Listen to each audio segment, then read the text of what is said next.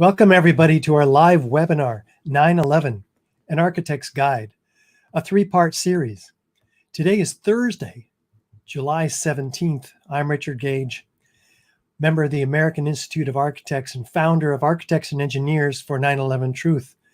We're a 501c3 nonprofit organization representing now a growing body of more than 3,000 architects and engineers signed on to the petition demanding a new investigation into the destruction of all three World Trade Center skyscrapers on 9/11. Last week, we presented part 2 in this three-part series, the Twin Towers explosive destruction. This is part 3, the Twin Towers and extreme heat. We'll be looking at the evidence of very high temperatures and incendiary chemical reactions involved in the destruction of these two skyscrapers. But first, let me introduce you to our operations manager, Andy Steele, and the host of 9/11 Freefall. Hi, Andy. Hey, everybody. Hey, Richard. Thank you to all the audience for tuning in today. I just want to let everyone know that I'm here to help with any technical glitches, which will occur from time to time.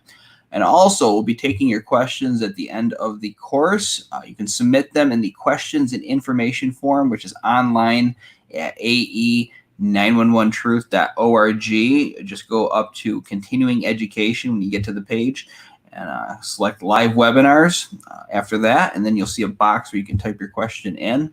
I'll also be looking at our Facebook stream of this webinar and the YouTube stream to see if there's any comments or questions related to the material presented today. So with all of that said, back to you, Richard. And thank you, Andy. And just so people know something about my background, I was responsible at a local firm here in the San Francisco Bay Area for the construction documents for these $3 and $10 million gymnasiums and the construction administration for this $125 million high school. And more recently, before launching full-time into this important outreach effort, I had similar responsibilities working on this $400 million mixed-use project near Las Vegas with 6 blocks of retail mid-rise office space and parking structure, altogether about 1,200 tons of fireproofed steel framing. I now work full-time educating architects, engineers, and others to understand what really happened at the World Trade Center using the material in these courses. And to start with, we use the scientific method today here at AE 9/11 Truth. What is that? Well, we've had it in the West for 100 years or so. It's how we gather information and process it. You know, we have a question, for instance, and this process supports us in determining error from truth, fact from fiction, or reality from fantasy. We have a question. How do the towers come down, right? A reasonable question. We do background research. We construct observations, our hypothesis based on observations. And hypothesis is our best guess, basically, is informed opinion after doing that research. Maybe the jet planes brought the towers down. Maybe it was fire. Maybe it was explosions. Maybe controlled demolition. You know, all these, after reviewing the evidence, are possible causes. And so we don't focus in on one of these causes like NIST, the National Institute of Standards and Technology, has done, focusing exclusively on the fires and the jet planes. But there are plenty of witnesses of explosions, which we saw last week in part 2 of this 3-part series, and incendiaries, which we'll be looking at today. So all of the rational hypotheses are laid out. We don't allow our objective, our subjective opinions based on what might be our ties to financial or political obligations, say, to sway what we need in the scientific method, which is an objective opinion. So we test those with experiments, we analyze the results, we draw conclusions, and if the hypothesis we've narrowed in on is corroborated by all of that, we report the results in an open, transparent manner. We don't hide the results, as NIST has done, for instance, with respect to the computer input data, which they will not release to the architects and engineers, citing that it might jeopardize public safety. Well, doesn't it jeopardize public safety to withhold this valuable information from the architects and engineers who are tasked with ensuring the public safety? After all, if these buildings came down due to fires, and in the case of the Twin Towers, planes, we need to get to the real root of the problem here, and because there are similarly designed skyscrapers, certainly in the case of Building 7, which we looked at in part 1 of this series, out there that need to be reanalyzed. If the hypothesis is not corroborated, as we will find today that NIST's was not, we go back, we construct a new hypothesis, and that stands a better chance of holding up against the data, experiments, and so forth. So until we do have that hypothesis corroborated. So let's, with that in mind, take a quick review before we launch into the meat of the evidence of what the forces, what some of the background research would show us, for instance, about forces that destroy buildings, in this case, fires. So we have a long history of fires that have never brought down a skyscraper, but say a wood frame building, it's an organic, chaotic process. The fire would burn out an area in 20 minutes or so and move on looking for fresh new fuel sources. Particularly in skyscrapers, as a matter of fact, there's only enough fuel to burn 20 or 30 minutes. And that's really important. And NIST even acknowledges that the fires didn't persist in any one location in these buildings for more than 20 or 30 minutes. So this becomes extremely important when we start our analysis and we look at some of the claims that NIST actually made, which claims the fires were going, in the case of the towers, for more than an hour at the point of jet plane impacts, even though the fires burned up, most of the fuel was burned up outside the towers, even according to NIST. The rest of it was gone in just 10 minutes. And so after that, we have what amounts to normal office fires in the Twin Towers. So it becomes quite a problem. But let's look at why we might anticipate that steel frame buildings would behave quite differently as we look at an actual test done in the UK in 1995, where they built an 8-story building out of steel frame and set very high temperature fires in it for the purposes of testing how the steel would behave. Now, I mean, looking at some of these hang on a second. Here we go. Incredible amounts of fires. They tried to get the flames up to about 2,000 degrees. And then we have some of the steel beams were actually fireproofed, and many of them were not. And hold on one second. Okay. And so let's see what happens. This was the largest test of its kind ever conducted. It showed how unprotected steel can be distorted, even by a normal office fire. But as is typical in steel buildings, the structural beams only slowly and progressively warped and sagged. There was no chance of a sudden collapse. In over 20 years, I have not seen, until recently, a protected steel structure that has collapsed in a fire. Until recently. Of course, he's talking here about not just one, but 3 protected steel structures that collapsed primarily due to fire. So, and in this test, the connections did not fail. They're sturdy. The beams warped, which is to be expected, particularly in the unfireproofed sections. So we're gonna be looking into NIST's theory in quite a bit of detail. But in other buildings that collapse due to natural causes, in this case earthquakes, the building is not completely destroyed down to its individual structural elements. You recognize a building at the base; it's certainly damaged. So we have the concrete. It's not pulverized to a fine powder. It doesn't collapse like a house of cards. And we'll be comparing this collapse and its remains to, or we did last week, to the Twin Towers. And if you missed last week's presentation, number 2 in this series of 3, be sure to look it up on YouTube. Just Google 9/11 An Architect's Guide, Part 2. So these buildings actually exploded. We have thick, billowing, enormous pyroclastic-like clouds that are expanding rapidly into cauliflower-shaped forms due to the incredible heat from the hot gases from the ignition of the explosives.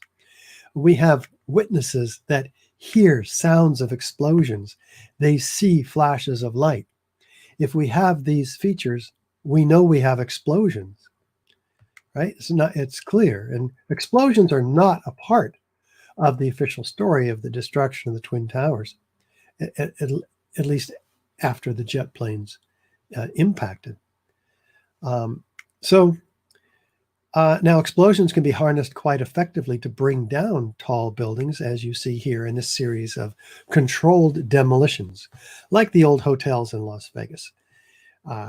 There's a series of features associated with these that's quite different than what fire does to buildings. That's what we're going to be comparing, the damage that fire causes buildings versus controlled demolitions.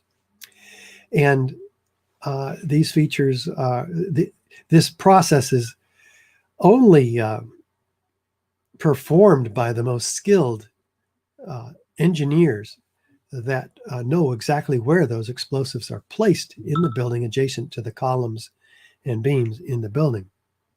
So we have a series of typical features as a sudden onset, usually at the base of the structure, but they don't have to do it at the base. As you'll see, or you saw last week, a straight down symmetrical collapse into the building's footprint, if that's what they want to achieve, because there's a patterned removal of column supports. Feature number 4, this results in a free fall or near free fall acceleration of the building straight down through the path of what was the greatest resistance, resulting in the total dismemberment of the structural steel form, the frame.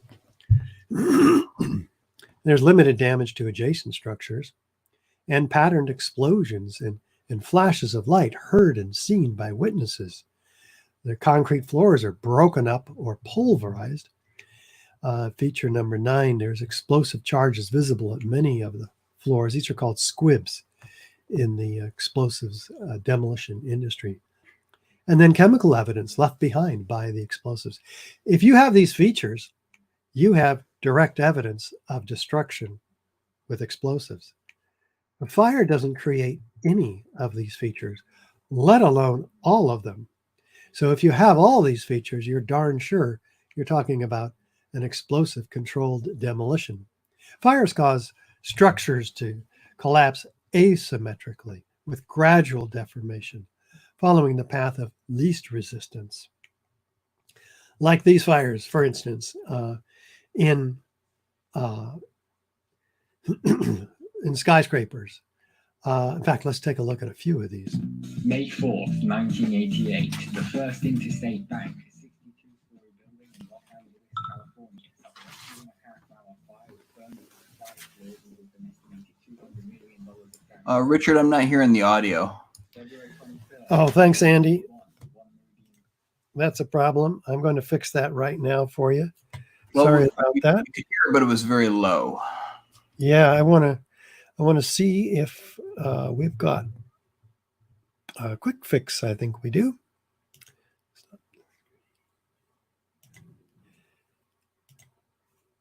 And tell me if this fixes that. I know I turned it down right away, but that was on the mic end.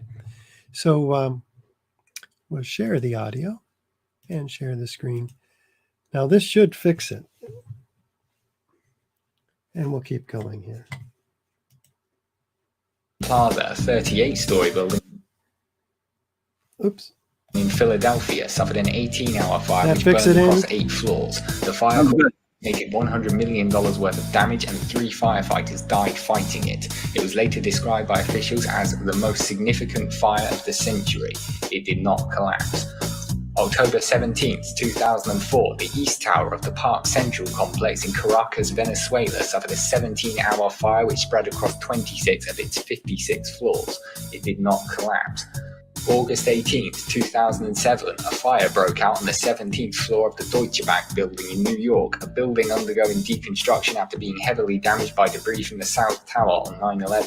Originally 41 stories in height, it had been reduced to 26 at the time of the fire, which lasted 7 hours and affected a total of 10 floors. 2 firefighters died of smoke inhalation. It did not collapse. On 9/11 itself, 5 World Trade Center, a 9-story building east of the North Tower, was engulfed in flames after sustaining heavy damage from falling debris. A number of partial collapses occurred, but the overall structure remained standing. February 9, 2009, the Mandarin Oriental Hotel in Beijing was completely engulfed in flames for more than 3 hours during the Lunar New Year celebrations. The fire affected all 44 floors, igniting fireworks as it burned. 1 firefighter died fighting it. It did not collapse. Okay, so not one of them, not even the World Trade Center 5 collapses due to fire. That's fully engulfed, right? If any of these World Trade Center buildings would be collapsing due to fires, we would certainly expect it to be this one. Did it? No. A mid-rise and high-rise steel frame fire-protected buildings don't collapse due to fire before 9/11 or after 9/11. Here's an example of extremely engulfed buildings after 9/11 in these fires. They didn't collapse either. So, but these fires in this building, which are diminished at the time of the collapse in both Tower 1 and Tower 2, brought that building down in about a dozen seconds, as we saw last week. Something's wrong, right? It's really wrong. And there's a reason that these buildings don't come down due to normal fires. And grant you, we looked very carefully, and we will look even more carefully today at the fires and the jet fuel that are said to have been such a significant factor in the collapse of these twin towers, though not as significant, the most significant factor above the jet plane impacts, of course. Anyway, the experts say no modern building has ever collapsed because of uncontrolled fire, steel frame high-rise. Why not, though? Well, one reason is that the steel conducts that heat away from its source. It's like a huge multi-ton heat sink. So the beams, typically the beams that span over the fires, never get to their critical temperature, 1200 degrees Fahrenheit, at which they can begin to sag after losing half their strength. Also, to keep that from happening, we fireproof these beams with 2-hour fire protection on the beams and 3-hour fire protection on the columns. That's 4 to 6 times more fire protection than the building even needs, because remember, we have NIST acknowledging that fires only last in buildings 20 or 30 minutes in a given area in a modern office skyscraper. So we also highly regulate what these buildings can be built out of. We don't allow them to be built out of combustible materials, nor do we allow the tenants to bring in combustible fuel sources of any significant variety or quantity. So we also sprinkler these buildings with automatic extinguishing systems that prevent these fires from ever becoming a problem. In the case of the Twin Towers, the fire sprinklers were said to have been compromised by the impacts of the jet planes. We don't dispute that. We just look at the evidence today that we're going to be looking at for controlled demolition. The government documentation can be very helpful, as we've been looking at last week, foreknowledge of the destruction. That can be very helpful in determining a controlled demolition. Experts agreeing that it's a controlled demolition, at least those experts that don't have a political or financial obligation that might sway their objective opinion.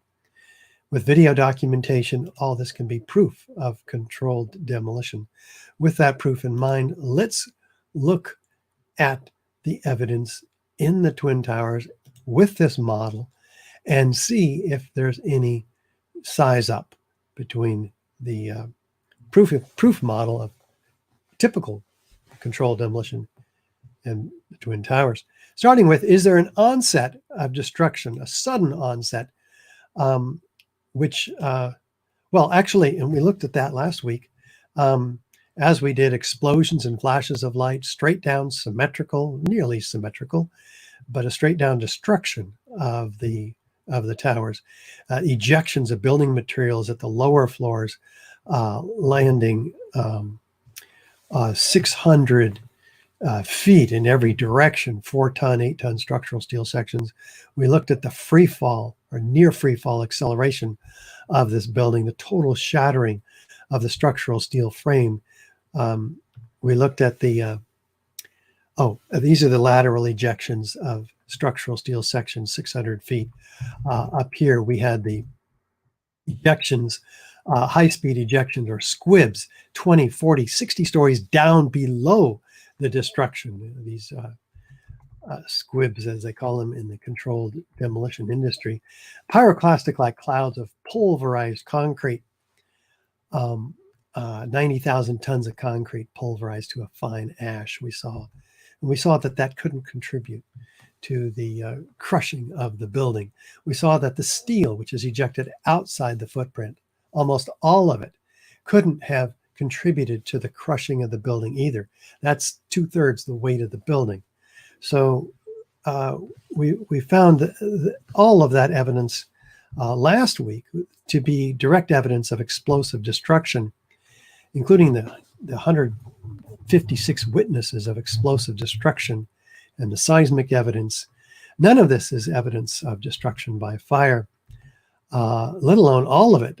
So today, we're going to be launching on to feature number 8, the pyroclastic-like clouds of extremely hot materials, because the National Fire Protection Association Guide 921 tells us to look for the effects of explosions. One of those effects is thermal effects, and that's what NIST completely overlooked in their analysis. NFPA says, look for large volumes of gas and the large amount of heat released in chemical explosions, causing rapidly expanding plumes of hot gases. Well, this is exactly what we see pouring out of the South Tower and the North Tower in all the photographs and videos, these cauliflower-shaped clouds indicating rapid expansion of heat, incredible amounts of heat expanding 10 times the volume of the building in just 30 seconds is what we're talking about here. And that heat is the pyroclastic-like cloud, similar to volcanoes, which is where that term comes from. And yet the source of the heat in the World Trade Centers is this, a few lapping up flames, as described by Chief Oreo Palmer, who arrived on site tragically at that floor just minutes prior to the collapse of the building, killing him. There's a whole lot more heat involved in creating those pyroclastic-like clouds. Something on the order of this we'll be looking for today in this three-part series. As we move into that now, feature number 9, evidence of extreme heat. Let's start with Massimo Mazzucco's 9/11 New Pearl Harbor. Possibly the most important unexplained phenomenon at Ground Zero are the extremely high temperatures registered under the rubble for many weeks after the collapses. On September 16, NASA shot these thermographic images of Ground Zero, indicating unusually high temperatures at the base of the 3 collapsed buildings. Despite the heavy rains of September 14th, the hotspots registered peak temperatures of more than 1,300 degrees under the rubble. 10 days later, the fires kept burning. What's to explain, Governor, the smoke that still comes out? There's still fire down below. There is such an incredibly deep pile of rubble, and the tower goes down 5-6 stories underground. But we had ABC crews come back just in the last few minutes and telling us there are still flames coming out of the base of the trade towers. For the rescue workers, this became an additional burden on their already gruesome task. Out still on the rubble, it's still, I believe, 1,100 degrees. The guy's boots just melt within a few hours. On October 8th, the hotspots under the 3 collapsed buildings remained clearly visible. 6 weeks later, as the excavations progressed, the situation seemed only to get worse. Oh, it's unbelievable. And this is 6 weeks later, almost 6 weeks later. And as we get closer to the center of this, it gets hotter and hotter. It's probably 1,500 degrees. We've had some small windows into what we thought was the core at some point, and it looked like an oven. You know, it was just roaring inside. It was just a bright reddish orange color. The consequences of such extreme temperatures were quite visible on the steel that was being extracted from the rubble. The grapplers were pulling stuff out, big sections of iron that were literally on fire on the other end. They would hit the air and burst into flames, which was pretty spooky to see. You would create an air pocket by moving steel, fueling the fires underground. But, you know, these underground fires were just like the fires of hell. If you could make a video of what you perceive hell to look like, from fire shooting up at times, that's what would happen. You would be in the middle of what would look like steel, and then fire just would pop up. Firemen were coming out with, and ironworkers with their boots literally melted. And then the hose would come over and they would try to put that part out. I got there. Charlie Vichers was a supervisor of removal operations at Ground Zero. From PBS's America Rebuilds page, we read, Vichers' crew picked up 40 to 60-foot-long pieces of steel impaled in the pile, where the bottom 20 feet would be glowing red hot. Vichers said trucks loaded with steel would pass by, and you could feel the back of your neck burning standing 20 feet away. In an article called A Dangerous Worksite, the U.S. Department of Labor wrote, underground fires burned at temperatures of 2,000 degrees Fahrenheit. This was confirmed by Mayor Giuliani. There were fires of 2,000 degrees Fahrenheit below the ground. The Journal of the American Society of Safety Engineers wrote, thermal measurements taken by helicopter each day showed underground temperatures ranging from 400 to more than 2,800 degrees Fahrenheit. 8 weeks later, and the fires still had not subsided. You see how this debris is still smoking? That's from the fires that are still burning. 8 weeks later, we still got fires burning. So, I mean, these things are burning. At one point, I think they were about 2,800 degrees. 11 weeks later, and the fires kept burning. As recently as the end of November, it was still 1,100 degrees down underneath the rubble. As November turned into December, ice was noticed in the mornings above the ground, but the debris underneath was still smoldering.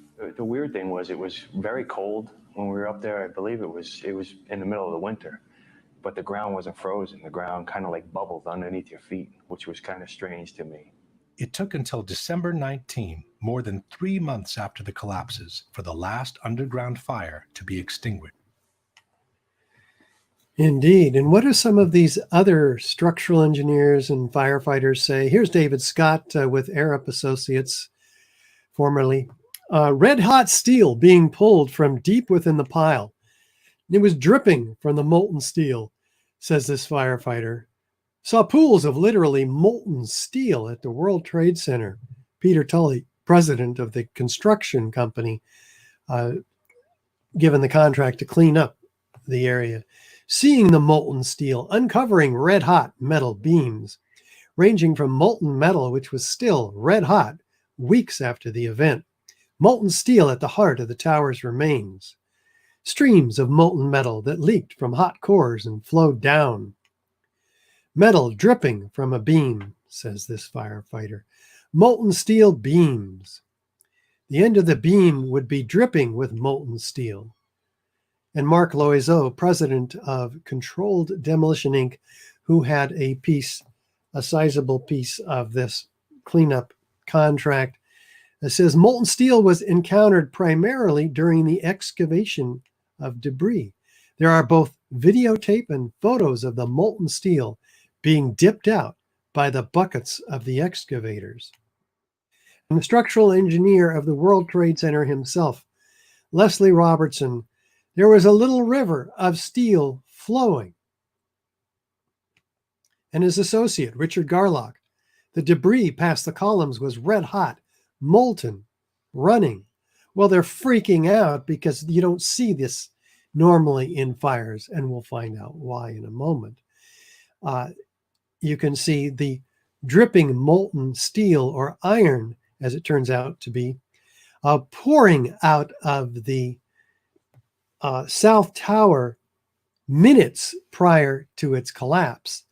It's pouring out of the South Tower at the point of jet plane impact. So NIST, the National Institute of Standards and Technology, who was tasked by Congress to explain these collapses to the American people, had to explain this strange phenomena too.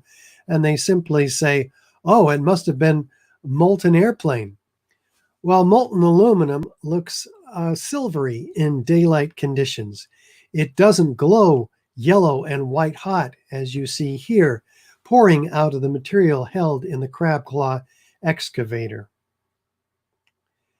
And molten concrete, which I didn't even know could melt. At 3,200 degrees, concrete melts. They say it melted like lava around everything in its path, including this handgun embedded in molten concrete, pulled out of World Trade Center 6, which is now in this piece exhibit in the museum, the police museum in downtown Manhattan. Partially evaporated beams, says Jonathan Barnett of the FEMA team, appear to have been partly evaporated in extraordinarily high temperatures. Well, there's a problem with this. It takes 4,000 degrees to evaporate steel. So how are we possibly getting the kinds of temperatures that can do that? We'll come to that. I saw melting of girders at the World Trade Center, says Abulhassan Astani Azal, a University of California, Berkeley structural engineering professor who had unlimited access to the landfill to study the steel under the National Science Foundation.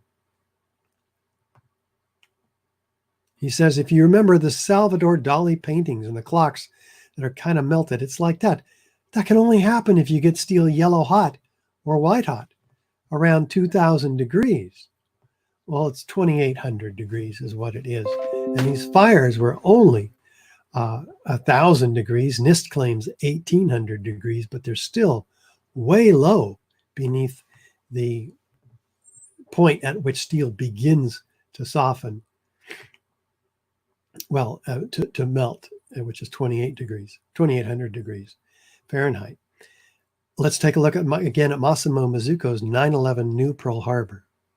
Another proof of extremely high temperatures reached during the collapse are the twisted and mangled steel beams found at ground zero. Architects, engineers, people who work with steel, welders have just never seen the level of destruction and the level of deformation of this material in our lives.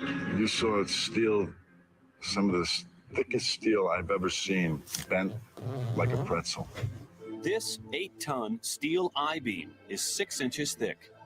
It was selected to be preserved for future generations for the near-perfect horseshoe-like bend formed during the collapse.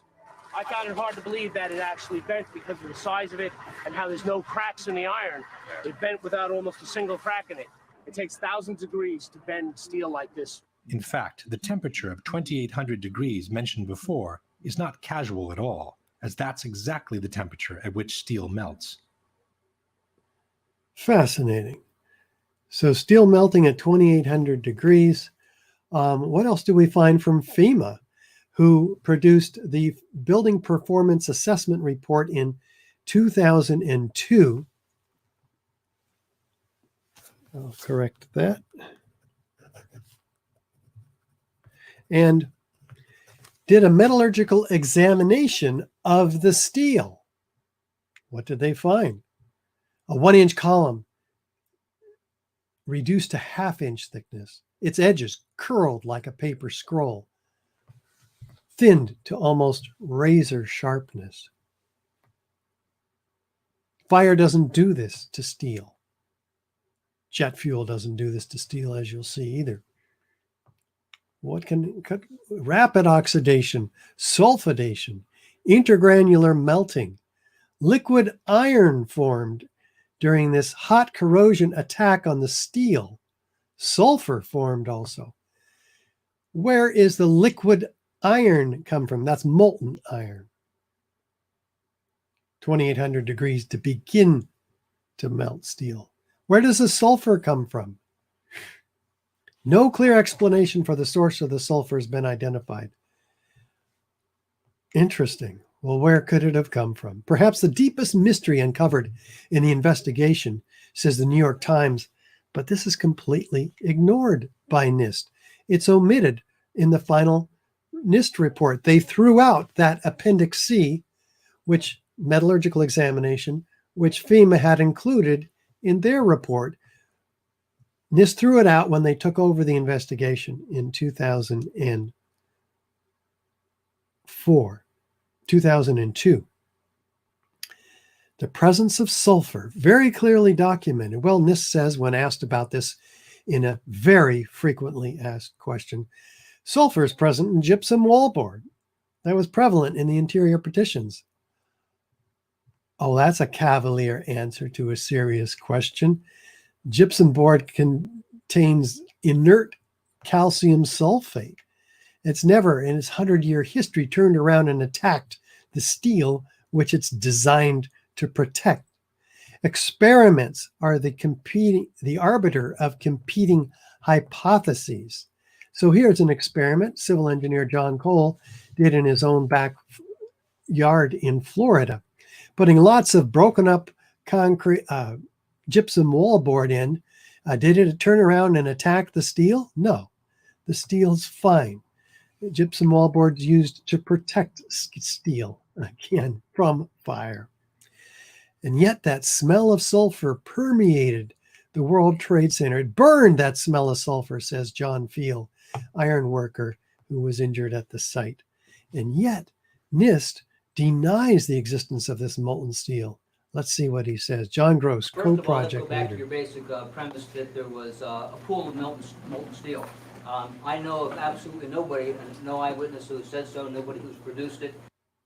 But witnesses do testify otherwise. You'd get down below and you'd see molten steel running down the channel rails. Like you're in a foundry. Like lava. Actually melted beams where it was molten steel that was being dug out. Underground, it was still so hot that molten metal dripped down the sides of the wall. And the cleanup was very difficult in the beginning. Steel was coming out red in certain areas from the first couple of weeks. This fused element of steel, molten steel. There was like a little river of steel flowing. And yet John Gross, standing here on the pile, after denying that this phenomena even existed, cuts out the very piece of steel called a coupon and gives it to, from this piece of World Trade Center 7 steel that we looked at 2 weeks ago in this 3-part series. His shadow is all over the evidence. So how hot are the office fires? Maybe 500 degrees. This expert, Thomas Iger, claims 1200 degrees. NIST claims 1800 degrees with no evidence to support that claim. And so let's look at hydrocarbons. Buildings and jet fuel burning in open air only produce 600 to 1400 degrees.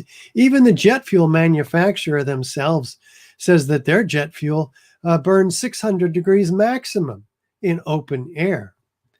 So where are these incredible temperatures coming from that we've seen evidence of at 2800 degrees and 3200 degrees and 4000 degrees? Well, thermite is a possible suspect. It produces 4500 degree temperatures when it goes off. We'll look at that in a moment, but you can tell the temperature of materials, molten metals, by their color. That's just the physics of it. In this case, we have colors of white hot and yellow that exceed 2500 degrees Fahrenheit temperatures. So what caused the steel to melt? Well, NIST is asked this very frequently asked question also, and they suggest that any molten steel in the wreckage was more likely due to the high temperature resulting from long exposure to combustion within the pile than to short exposure to fires or explosions while the buildings were still standing. Oh yeah, but there's a law of energy here, conservation of energy. In a closed system such as fires burning under pulverized concrete powder in the basements of the World Trade Center, the amount of energy is fixed. You can't create more energy inside the system.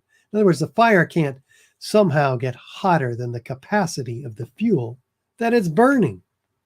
You can only convert that energy from one form to another. So the heat is dissipated out of the system by air currents. It's not increased. So let's look then and see what might be causing all of this. Is it thermite? Well, what is thermite anyway?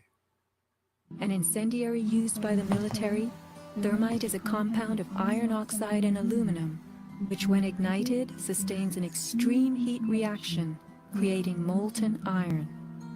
In just 2 seconds, thermite can reach temperatures over 4,500 degrees Fahrenheit, quite enough to liquefy steel. We know that open-air fires cannot burn hot enough to melt steel, but metal had melted at the base of the towers.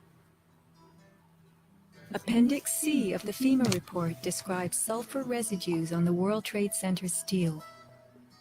The New York Times called this the deepest mystery of all.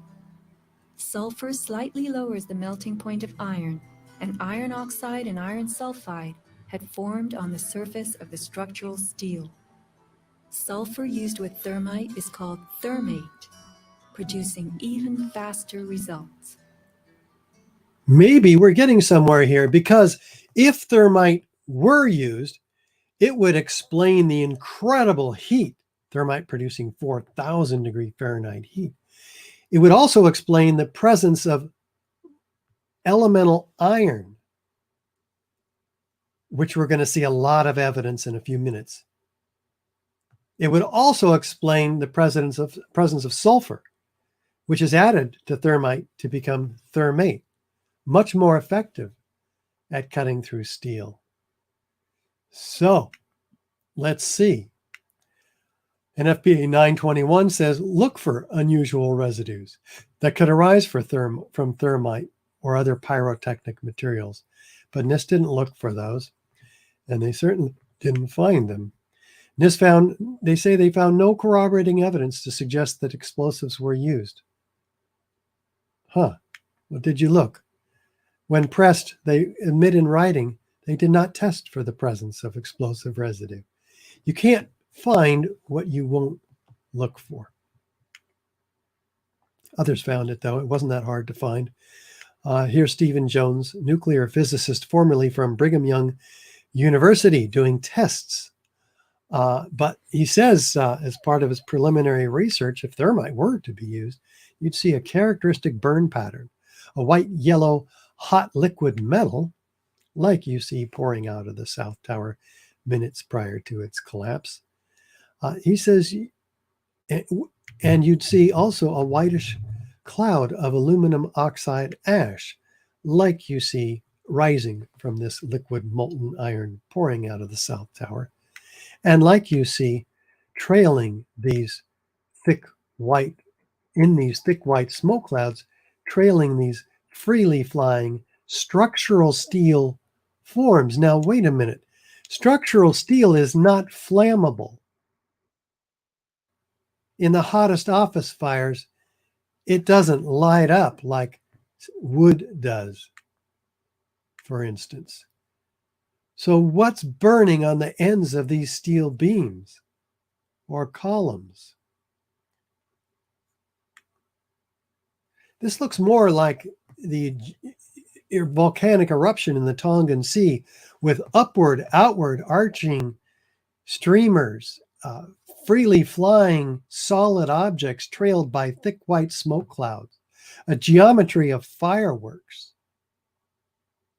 And this happens in both of, oops. Tower's not, I want to play this for you.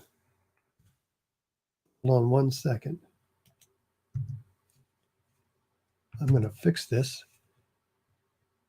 And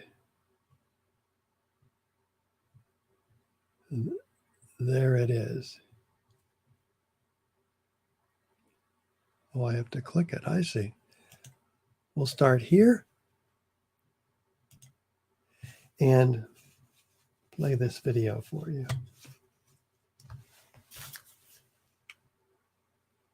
There we go. Identical collapses, outward arching streamers, freely flying structural steel objects that we looked at in some detail last week in this 3-part series. The grapplers were pulling stuff out, big sections of iron that were literally on fire on the other end. They would hit the air and burst into flames. Steel bursting into flames when it's hitting the air? Steel's not flammable unless something else happens. What else is with the signature of thermite? Leaving behind unique chemical evidence, Dr. Jones says common elements such as iron, aluminum, copper, calcium, silicon, but unusual elements also such as fluorine and manganese left behind in the residue.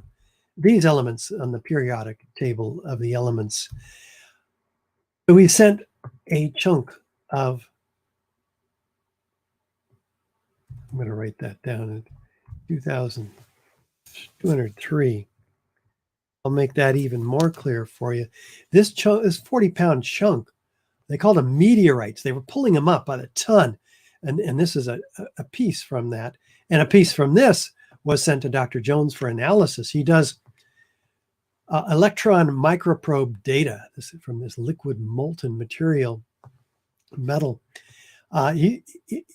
It's predominantly iron, according to the EMD. He rules out molten aluminum from jet planes because it's not that, it's iron. It has abundant manganese, so he can rule out molten structural steel. It's not the steel that melted here primarily. And it has aluminum, sulfur, and potassium. So the molten metal is the residue of thermite. So with the manganese and fluorine in abundance, where could that come from? Well, manganese is from potassium permanganate, commonly used as an oxidizer in thermite. Fluorine is used in sol gel type thermite charges. This is very sophisticated sol gels. So these are part of a thermite fingerprint without a doubt. But sol gels would leave an even more interesting signature, 1,3-diphenyl propane. The EPA analysis of the dust finds one molecule present at levels that dwarfed all others, 1,3-diphenyl propane. We've never observed it in any other sampling we've ever done. World Trade Center steel at the International Peace Park was analyzed also because the sculptor sent a piece of the slag from the end of this beam in his sculpture from the World Trade Center to Dr. Jones for X-ray fluorescence analysis, and he concludes what? That we have aluminum, manganese, sulfur, all over again, and silica, carbon, and oxygen, which we'll come to in a moment.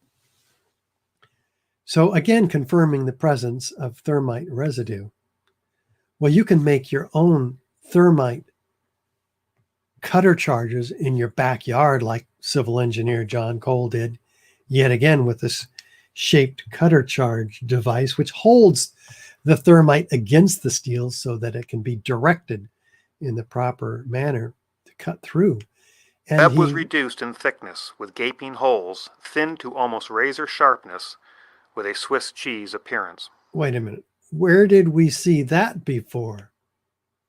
Oh yeah, in the steel that was analyzed by Worcester Polytechnic Institute for FEMA in that Appendix C.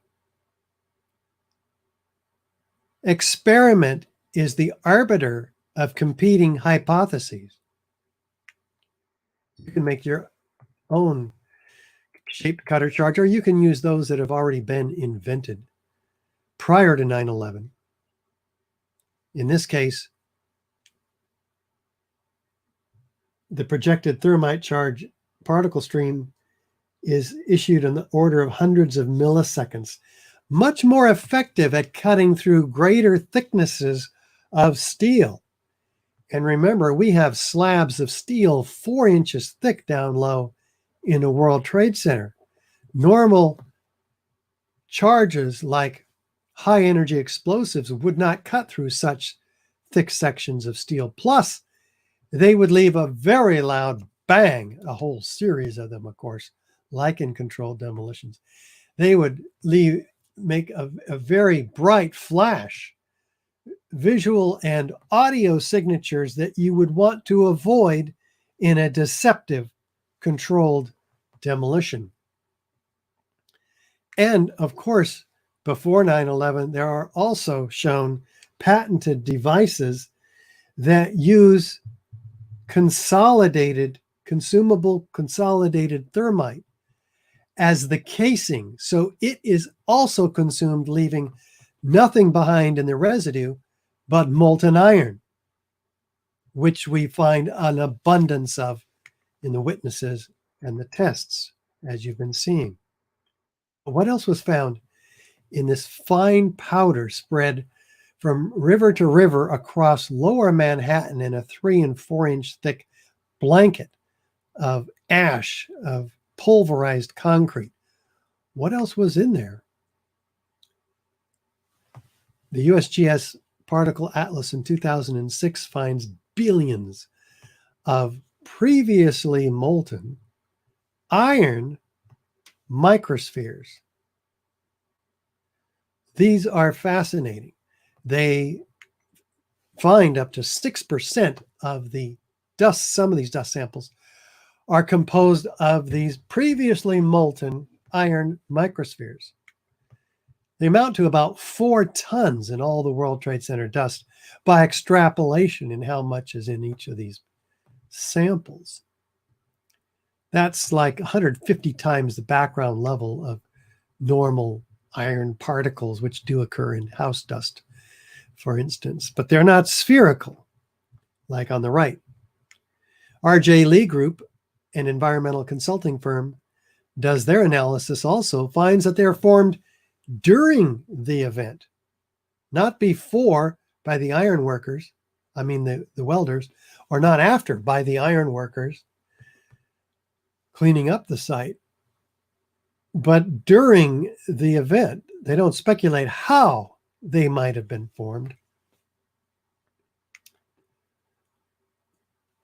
But they're so abundant that they're used as a signature component to define what is and what is not World Trade Center dust. And yet they have no idea where they came from. Well, here's where they might have come from. This is the thermite experiment done by Professor Jones. He finds in this very small experiment thousands of what look like sparks. Slowing it down halfway, we can see that these are liquid molten iron that cool into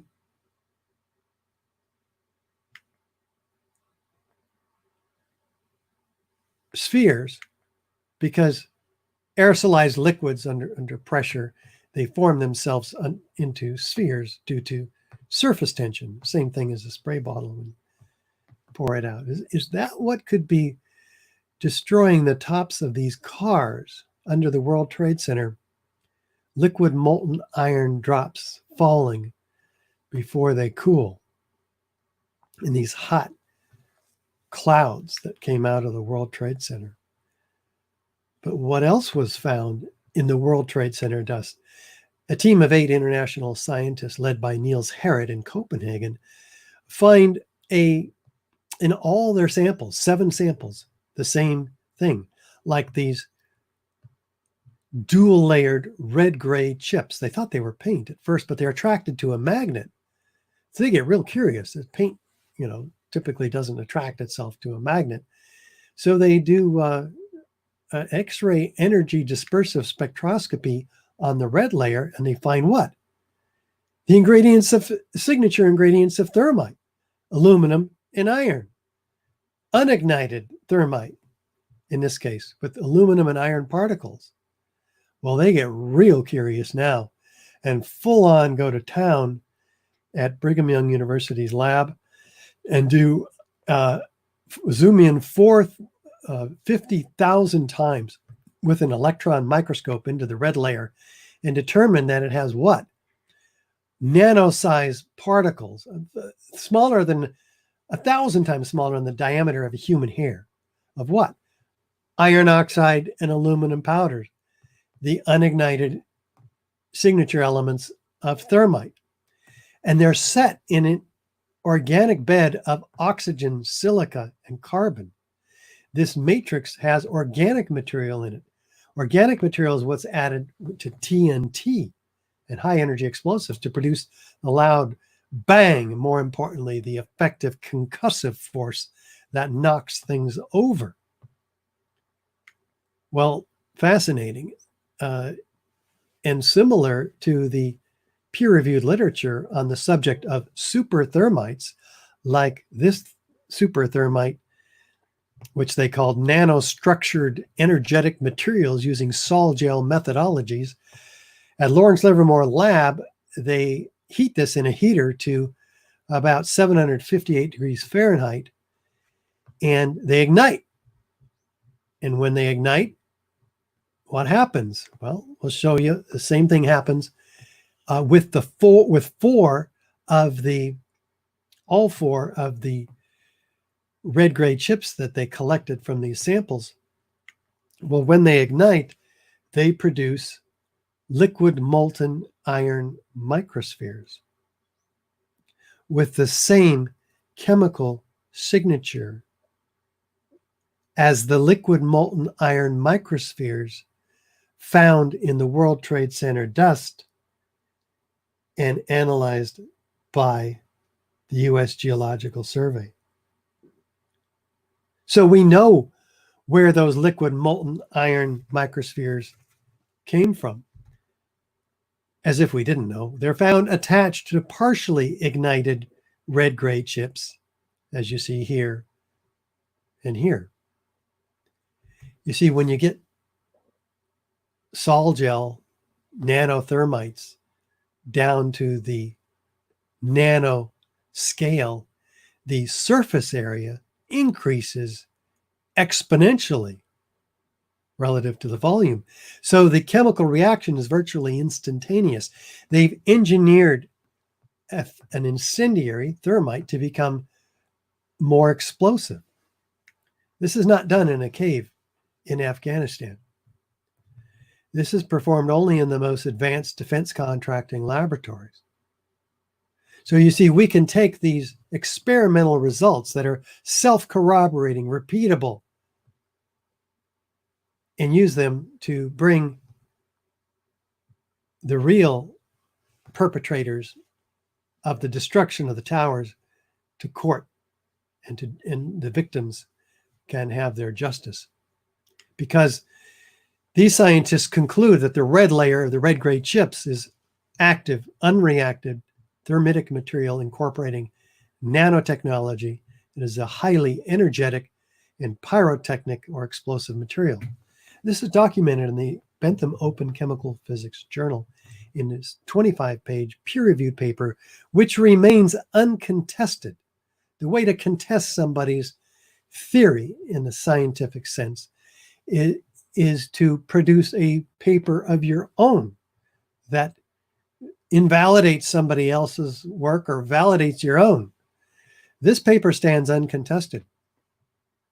It's direct evidence of destruction with explosives that we've been looking at today in part 2. There's no evidence of fire in any of this. Fire doesn't create these additional 3 features, 8, 9, and 10. Any of them, let alone all of them. Again, fires can cause less robust structures to collapse, but they do so, again, asymmetrically with gradual deformation, following the path of least resistance. And these fires are not going to be causing all of this phenomena. In fact, we have images from the cumulus release due to a FOIA request from NIST, showing that these fires are only 100 to 200 or 300 degrees at the max at the time of the collapse. So we have a real problem here. And so we go to the experts, those experts without financial or political obligations that might sway their objective opinion, like structural engineer Ronald Brookman, who's taking a risk to sign the AE 9/11 Truth Petition, one of 100 structural engineers signed on. He says it doesn't look anything like a heat-induced gravitational collapse mechanism. Why did the complete collapse of the Twin Towers become inevitable, as NIST claims and writes in their final report? Why would all 110 stories drop straight down to the ground in 10 seconds, pulverizing the contents to dust and twisted steel? Ed Muniak, fire protection engineer, the fires were very weak. NIST reports confirm that the steel temperatures were low. World Trade Center collapses have no resemblance to any previous high-rise fire collapse. What about the evidence? Surely it was preserved in easily the most perplexing structural failures in history. Well, let's listen to one of those structural engineers hoping to get their hands on it to do an analysis for which they were paid to do by the National Science Foundation. After 9/11, we realized that Port Authority of New York and New Jersey has sent all the steel that we need to study. That's why I'm here to study steel. Has sent all the steel to recycling plant to go to China for recycling. For what? For 15 cents a pound. Just nothing. And all the evidence of steel went to melting pot. All the evidence of the steel went to China for recycling. Before engineers could get their hand on it and do a proper forensic analysis, Mayor Bloomberg, former mayor of New York, just looking at a piece of metal generally doesn't tell you anything. Well, he's a former engineering major. The steel tells us everything. They're making the argument that computer models tell you more than steel. Prompting Bill Manning, editor-in-chief of Fire Engineering magazine, Crucial evidence that could answer many questions is on the slow boat to China, showing an astounding ignorance of government officials to the value of a thorough scientific investigation. The destruction and removal of evidence must stop immediately. But it didn't, of course. We have 400 truckloads a day being carted away, starting just 2 weeks after 9/11, put on barges and sent to China. This is the illegal destruction of evidence in a crime scene. Which hypothesis is corroborated? Did the jet planes bring the towers down? Or the fire? Or a combination of those two? Or was it explosions and controlled demolition? Last week, we looked at parts 1 through 7, the explosive destruction of the Twin Towers. This week, we looked at the incredible incendiary heat. Altogether, this is direct evidence of explosive destruction that we've been looking at. Fire doesn't create any of these features, let alone all of them. With additional circumstantial corroborative evidence and testimony, this is to many proof of controlled demolition, at least to 3,000 architects and engineers who are publicly demanding a new investigation. There's maybe a half a dozen to a dozen, some say 24 engineers claiming that the official story is correct. The rest of them have not read it, or have not understood it, or have not seen our evidence to weigh in with an informed opinion. And now that you've seen it, we anticipate that you have some questions, and I'd love to have Andy let you know how you might ask them. All right, so please submit your questions that you might have in the same input form we talked about before. That's at ae911truth.org. Just go under continuing education and select the live webinars. You'll see it, and we will do our best to answer them. In the meantime, we're going to tell you about some of the ways that you can get involved if, now that you're informed, you agree that this evidence is quite compelling and warrants a new investigation.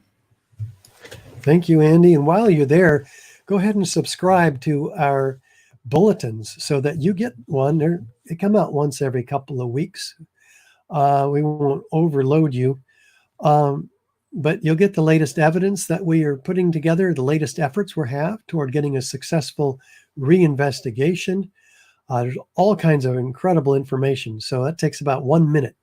We encourage you to sign up. And while you're there, get informed. We have an incredible evidence section on Building 7 and the Twin Towers. And sign our petition too. Join the 3,000 architects and engineers who are staking their reputations on getting to the truth of the matter of how these towers came down. You can, if you're not an architect or engineer, you can be one of 20,000 others supporting them. Take a stand for truth and donate while you're on our website. We have a need that is unparalleled at this point in time, because we're reaching out all across the country, trying to get this information to the engineers. We've given presentations all around the world, and it takes effort and resources to do this job. So please donate, and if you can, become a member. For a cup of coffee a month, if you can give that up, then there's no extra cost. $5 a month to become a member of AE 911 Truth. Sign on and join the family of sustaining supporters.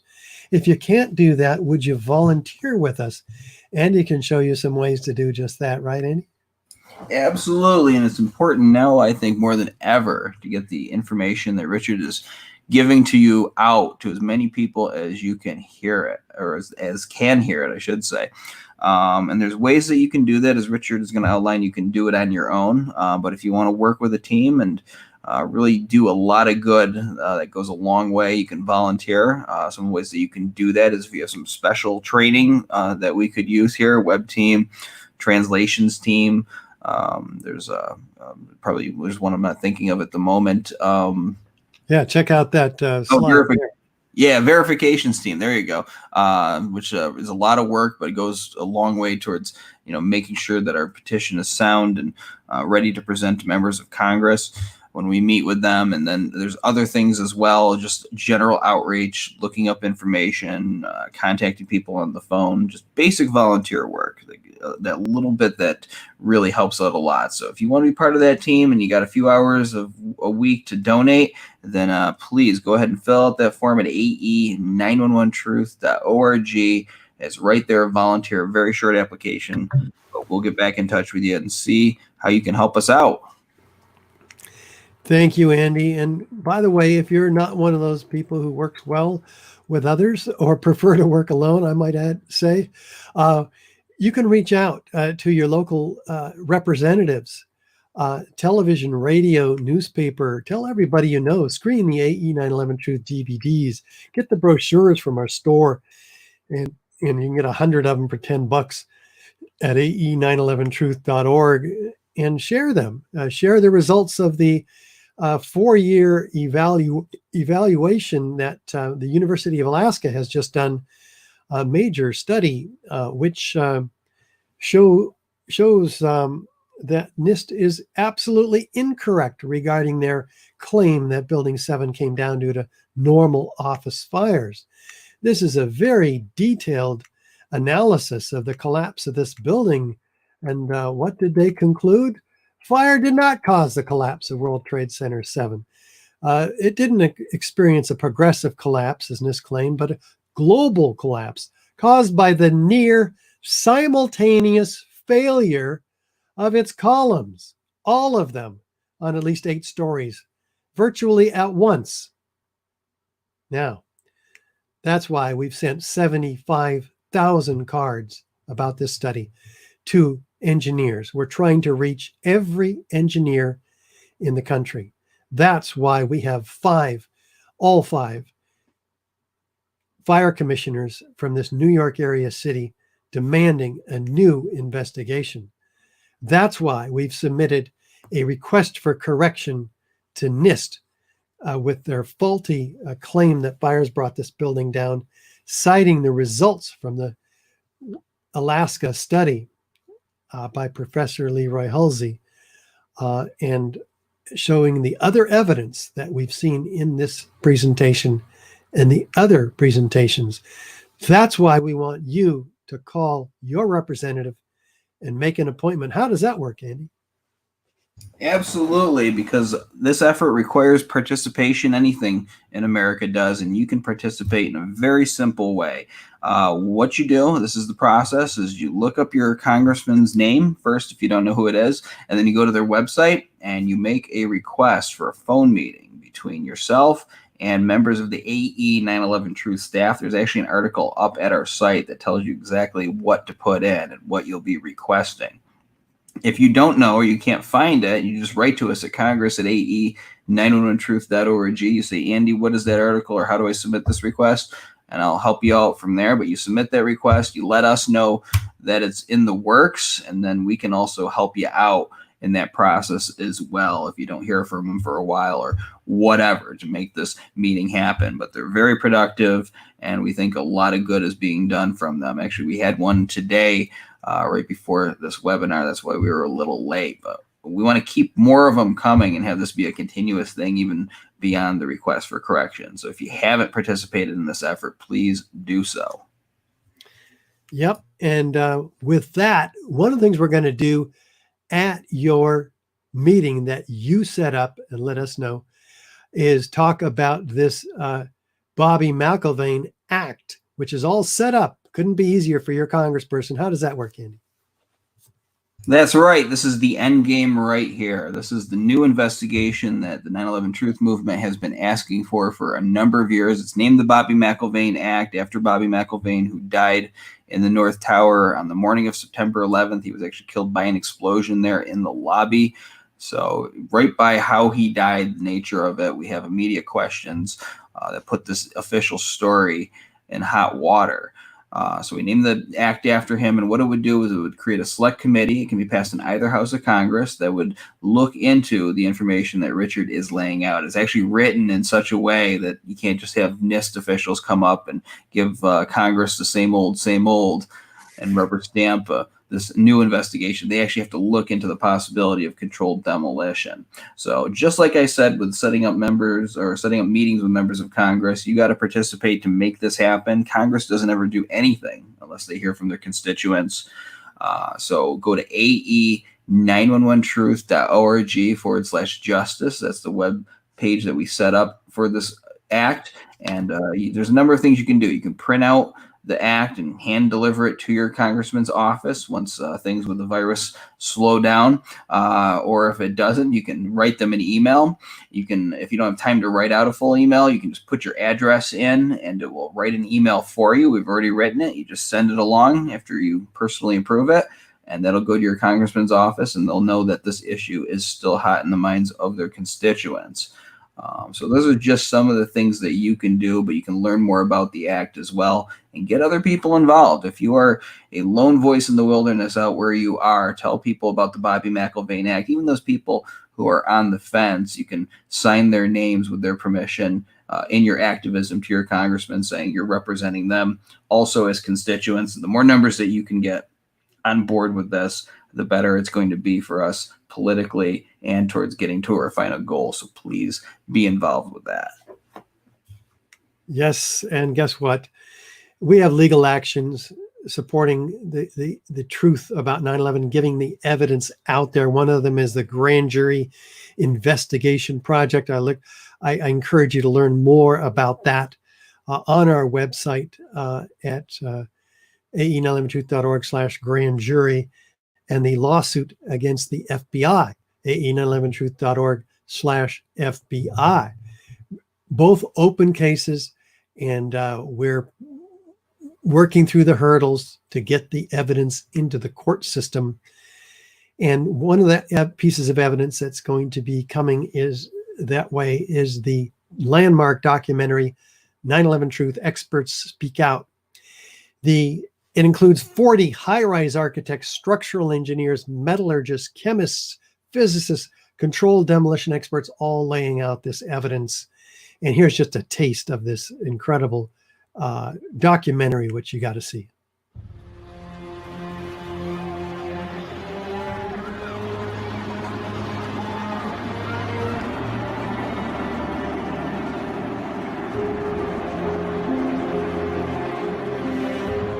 I don't want to be involved in conspiracy theories. There are lots of them. We can go on. We can speculate on that forever. What we really need to know is how those buildings came down.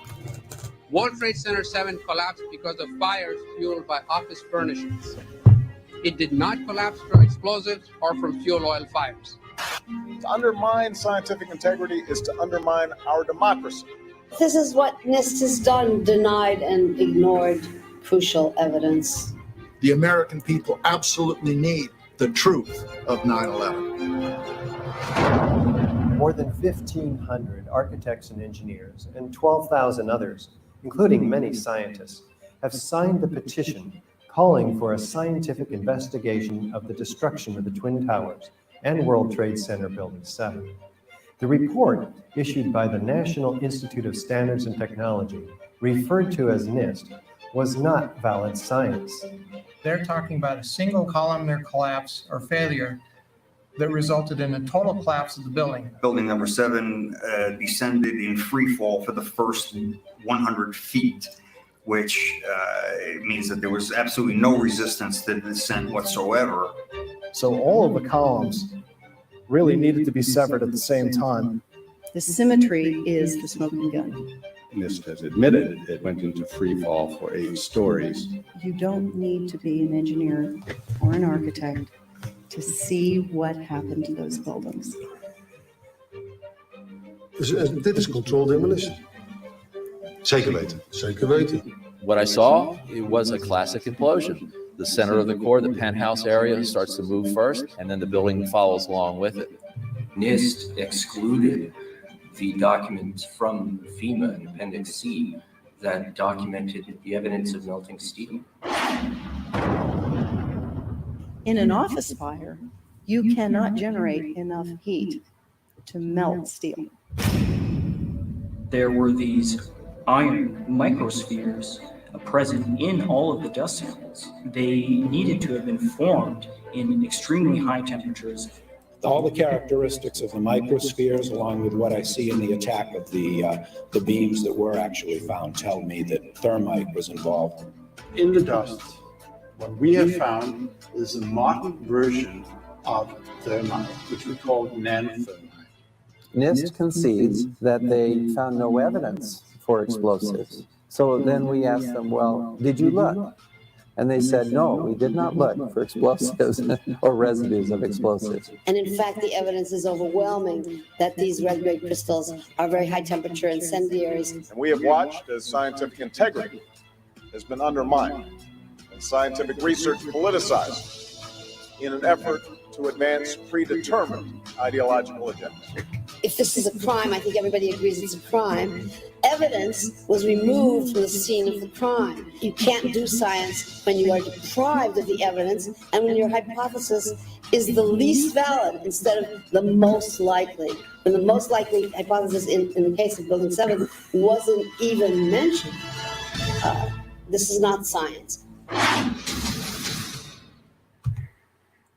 And yes, you can watch this whole thing for free. Well, not the whole thing, the 1 hour version. But I encourage you to pick up the DVD on our website, ae911truth.org. And with that, you actually meet the experts, extended interviews from these experts. But the Beyond Misinformation booklet, 50 pages on the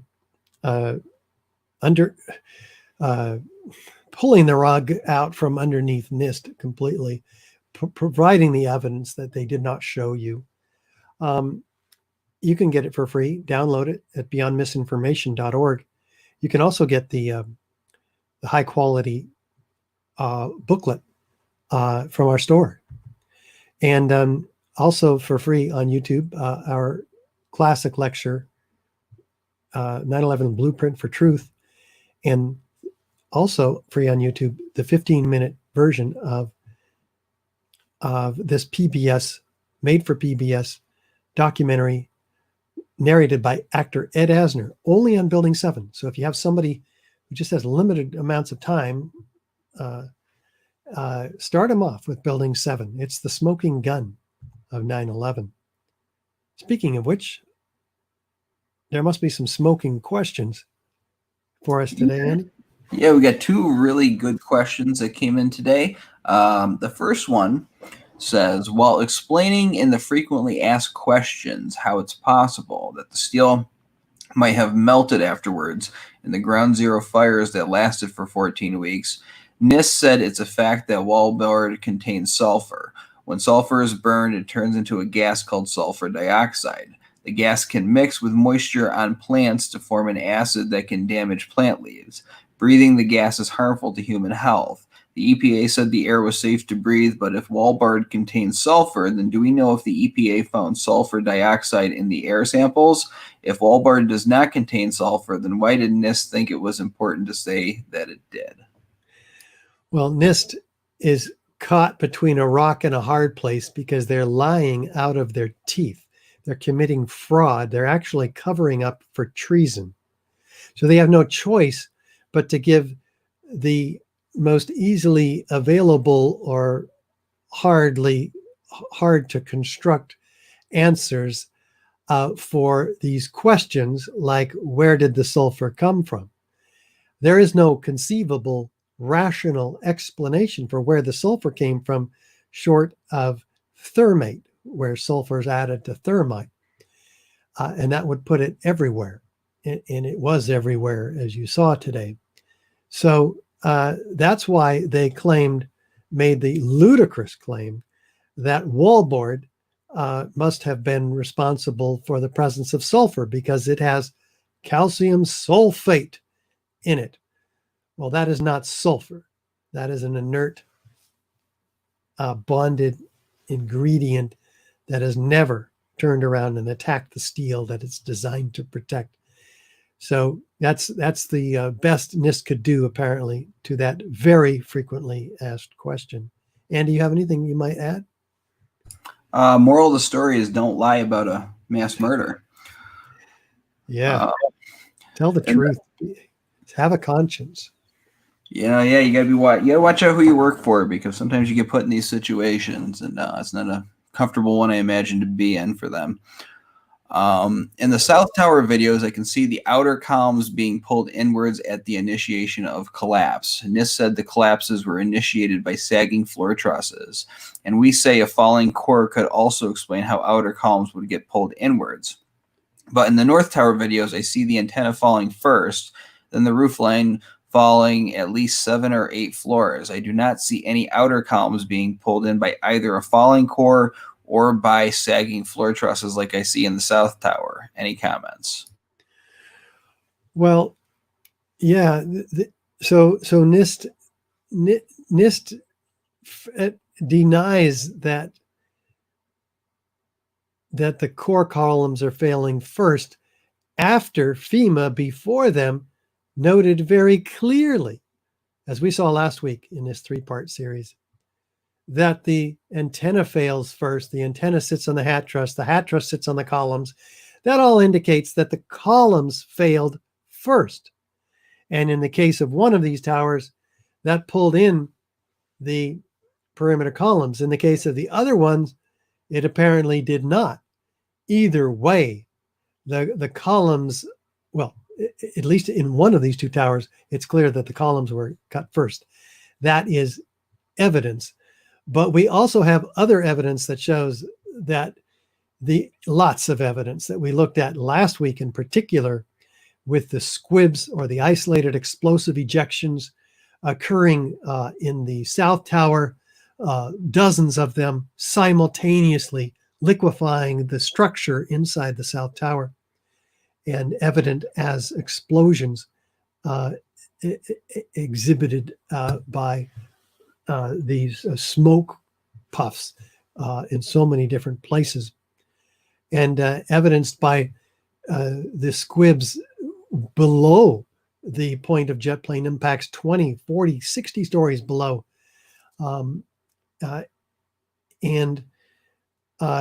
This is evidence of the structure failing there too. Also evidence of the structure failing is the fact that the steel frame in both of these towers was shattered from top to bottom into its individual structural components. And these are some of the moment resisting steel frames. And the exterior was a Varendale truss, which is a moment resisting steel frame, laterally resisting.